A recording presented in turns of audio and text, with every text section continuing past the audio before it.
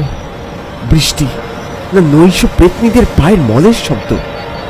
শীতে কাঁপতে কাঁপতে 7 নম্বর বাড়ির কাছে গিয়ে সদর দরজার কড়া নাড়তে লাগলুম সজোরে।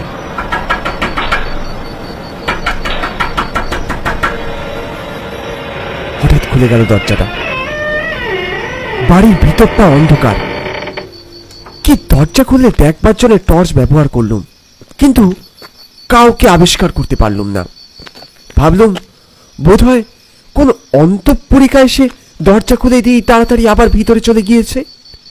কিন্তু কি মুশকিল, এরা ডাক্তারকে ডাক দিয়েছে অথচ বাড়ির ভিতরে একটা লণ্ঠন পর্যন্ত জেলে রাখিনি। অন্ধকারে বাড়ির ভিতরে 2-4 পা এগিয়ে গলা তুলে বিরক্ত হয়ে বললুম, মানুষের চোখ অন্ধকারে চলে না, একটা আলো দেখার ব্যবস্থা করুন। অত্যন্ত গভীর এবং অত্যন্ত কর্কশ কণ্ঠে কে বললে, আলো নেই, আলো দেখাবার লোক নেই।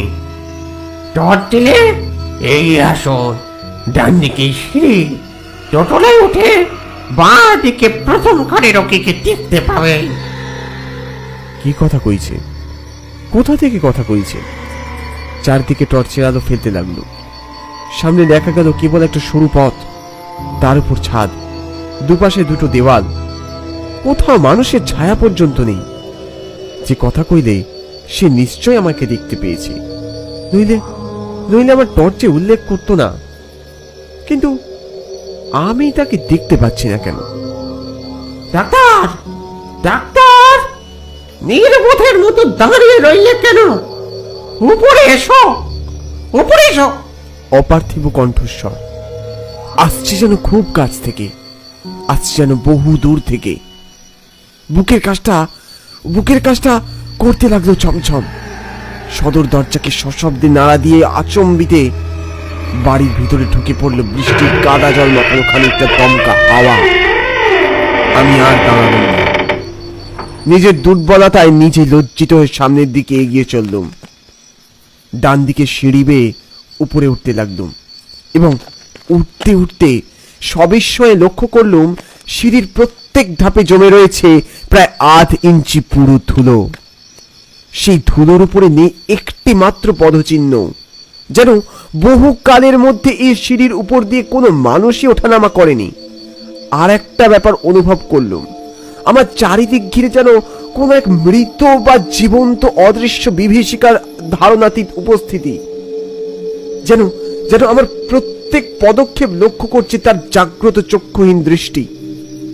থেকে থেকে আমার গা কেমন শিউরে শিউরে উঠতে লাগলো, যে আবার থমকে দাঁড়িয়ে পড়তে ভাবতে লাগলুম। অতঃপর এই অস্বাভাবিক বাড়ি ত্যাগ করে আবার বাইরে বেরিয়ে যাওয়া উচিত কিনা আবার কে যেন ব্যঙ্গের স্বরেই বললে, ডাক্তার, কত মরার হাড় নেড়ে চেড়ে রাতের পর রাত কাটিয়েছ, কত পচা গলা মরার দেহ কেটে কেটে ডাক্তারি পাশ করেছ, তবু তুমি ভয় পাচ্ছ কেন? মনের ভাব লুকোবার জন্য জোর করে সিধে দাঁড়িয়ে উঠে বললাম, আমি ভয় পাইনি। কিন্তু তুমি যে কাঁপছ। ঠান্ডা হয়, আমার শীত শীত শীত করছে। কানে এলো একটা শুকনো চাপা বিশ্রী হাসির আওয়াজ।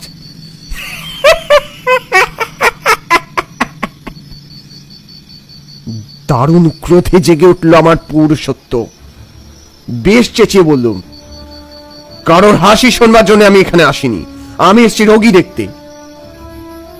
বাঁ পাশের ঘরের ভিতর থেকে শোনা গেল, উত্তম উত্তম, ভেতরে এসো, দরজা খুলে ভেতরে এসো। দরজায় ধাক্কা মারলুম, খুলল না।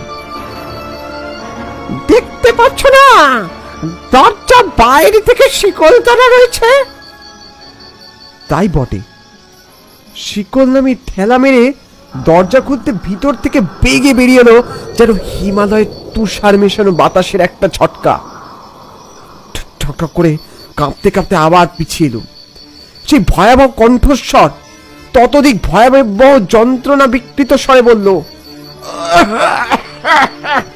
এসো এসো, আর দেরি করো না, আর দেরি করো না, আমার দম বন্ধ হয়ে আসছে,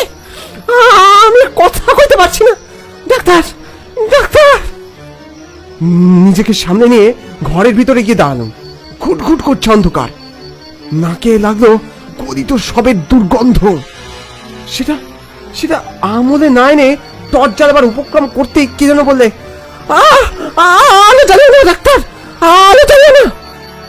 জানো, আতঙ্ক আটকে উঠবে, মূর্ছিত হয়ে পড়বে। এখানে কোনো পাগলকে লুকিয়ে লুকিয়ে আমার সঙ্গে কথা কইছি, না কেউ আমার সঙ্গে প্র্যাকটিক্যাল যোগ করতে চায়? অধীর কণ্ঠে বললাম, কি আশ্চর্য, আলো না জানলে আমি রোগীকে পরীক্ষা করবো কেমন করে? তবে তবে আলো জ্বালো। জ্বাললুম। ময়লা চাদরে মোড়া বিছানার উপরে নশ্চেষ্ট ভাবে পড়ে রয়েছে একটা সুদীর্ঘ দেহ। দেখলে বোঝা যায় সেটা অনেক দিনের পুরাতন মৃতদেহ, অথচ পচে বা গলে যায়নি। কিন্তু কি ভীষণ তার মুখমণ্ডল! ভুরু দুটো উঠে গিয়েছে কপালের অনেকটা উপরে, এবং দুই কোটরের মধ্যে চক্ষু দুটো যে কত নিচে তলিয়ে গিয়েছে দেখতেই পাওয়া যায় না।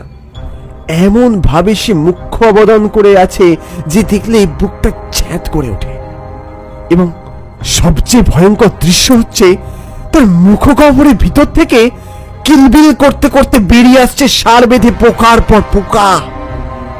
স্তম্ভিত নেত্রে আড়ষ্ট হয়ে দাঁড়িয়ে রইলুম। হে ভগবান, কি আমার রুগী! ডাক্তার, ডাক্তার, এই জমের যন্ত্রণা আর সইতে পারছি না যে। শেষে গিরেশো, দেখতে পাচ্ছ না আমাকে আক্রমণ করেছে দলে দলে নরকের কীট।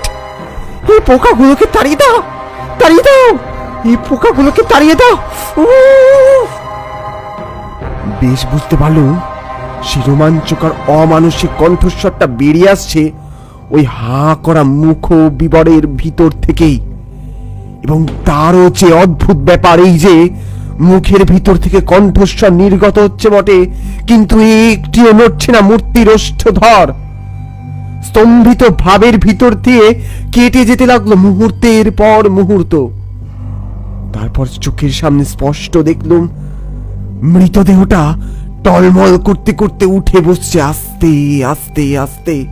কিন্তু তার উঠে বসবার ভঙ্গি দেখলে মনে হয় যে যেন নিজে উঠে বসছে না, কেউ যেন তাকে ধরে তুলে বসিয়ে দেওয়ার চেষ্টা করছে। তার মাথাটা পড়েছে কাঁধের উপর লুটিয়ে, তার হাত দুটো করছে ঝলঝল। কিন্তু কিন্তু যে তাকে তুলে বসাতে চায় সে কোথায়, সে কোথায়? সে যে একেবারে অদৃশ্য। আচম্বিতে আচম্বিতে মৃতদেহটার কাঁধের উপরে লটকে পড়া মুন্ডুটা ধীরে ধীরে সিধে হয়ে উঠল এবং ধীরে ধীরে আমার দিকে, এবং তার